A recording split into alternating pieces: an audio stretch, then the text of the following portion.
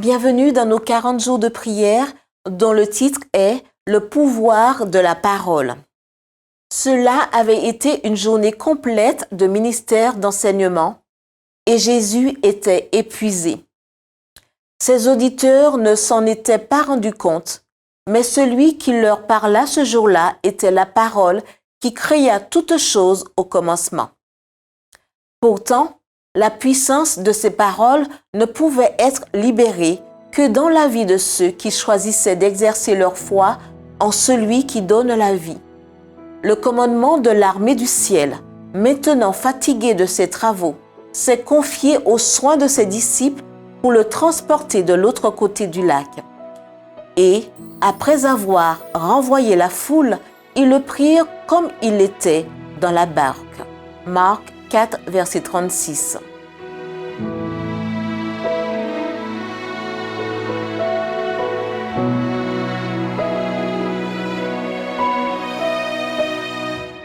Une tempête surgit soudainement alors que les disciples traversent et malgré leur expérience de navigation dans ces mêmes eaux, ils trouvent impossible de contrôler leur situation. Malgré tous leurs efforts, la sagesse humaine a atteint son extrémité et finalement, se rendant compte que Jésus est dans la barque avec eux, ils lui crient « Seigneur, sauve-nous, nous périssons !» Matthieu 8, verset 25. C'est sur l'ordre de Jésus qu'ils ont mis les voiles de l'autre côté du lac, mais ils semblaient oublier qu'il était même dans la barque avec eux. Ils étaient dans cette tempête parce qu'ils avaient choisi d'obéir à l'ordre du Christ. Mais ils se sont comportés comme si c'était entièrement à eux d'assurer l'accomplissement de l'instruction.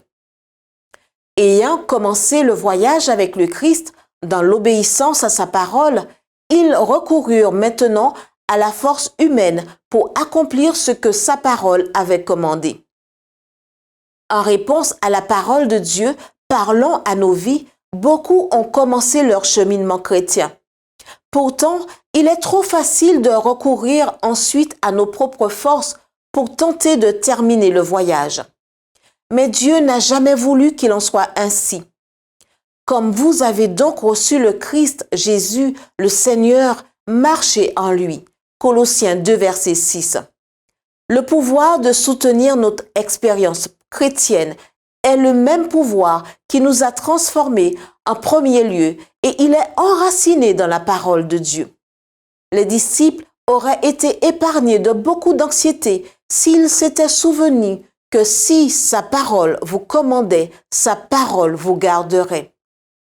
Sortant de son sommeil paisible au milieu de cette grande tempête, Jésus déclare « Paix, tais-toi !» Et le vent cessa. Et il y eut un grand calme. Marc 4, verset 39. Bien sûr, les éléments ont obéi à sa parole. S'il n'avait pas chassé des démons, Marc 1, verset 23 à 27 et 39, guéri des malades, Marc 1, verset 30 à 34, Marc 2, verset 3 à 12, Marc 3, verset 1 à 5, et guéri un lépreux, Marc 1, verset 40 à 42, déjà, les disciples n'avaient-ils pas été étonnés de sa doctrine, car il les enseignait comme ayant autorité, et non comme les scribes, Marc 1, verset 22. Mais ils n'avaient pas réalisé à quel point sa parole était puissante. Lorsque Jésus a parlé, ses paroles ont créé la réalité.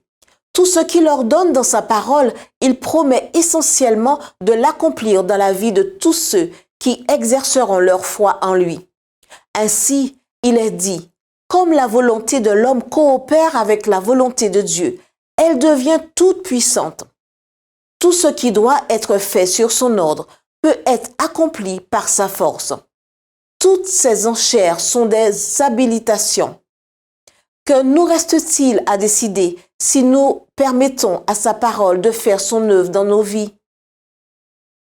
Chiku Dako est un panéliste de l'émission télévisée Hope Channel Inverse qui traite du guide d'études bibliques du même nom.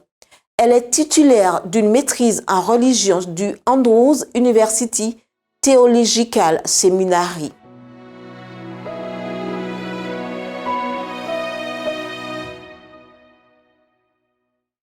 Voilà le défi du cœur.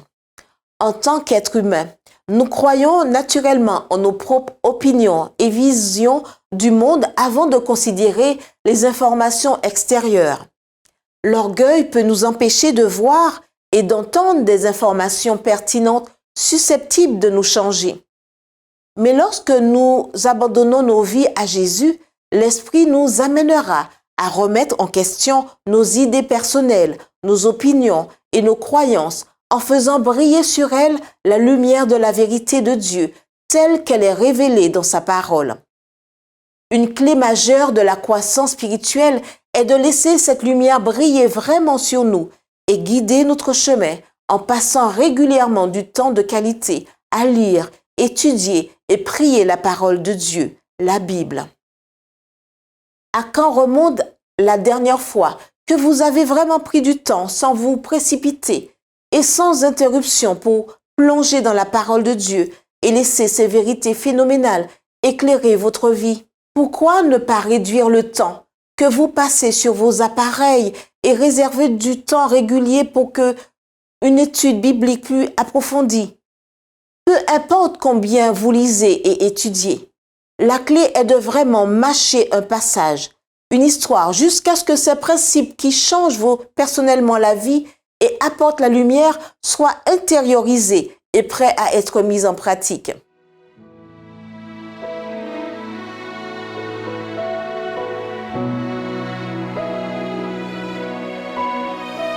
Priez pour la victoire sur les distractions numériques, sur votre téléphone ou votre ordinateur.